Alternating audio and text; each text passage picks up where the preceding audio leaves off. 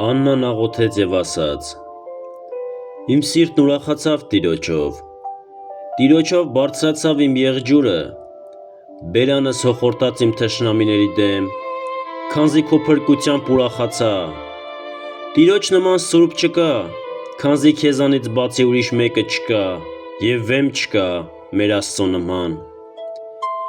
Այլևս հպարտությամբ մի պարծենաք, թող մեծախոսություն դուրս չգա ձեր բերանից, քանզի Տերն է գիտությունների Աստվածը, և Նա է կշռում գործերը: Կոտրվեցին զորավորների աղեղները, իսկ տկարները ուժ առան: Կուշտերը վարձկան դարձան հացի համար, իսկ սովածները դադարեցին սովելուց: Քանզի ամուրը 7 զավակ ծնեց, իսկ շատ զավակ ունեցողը տկարացավ: Տերն է մեռցնողը և կենդանացնողը, գերեզման իջեցնողը և վերհանողը: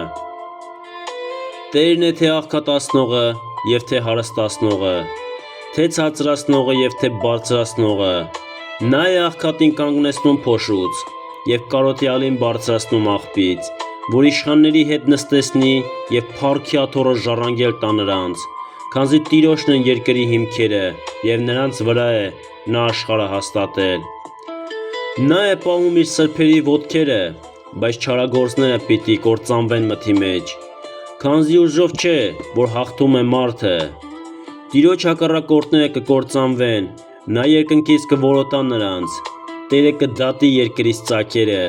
և ուժ կտա իր թագավորին և կբարձրացնի իր օծյալի եղջյուրը: Ամեն: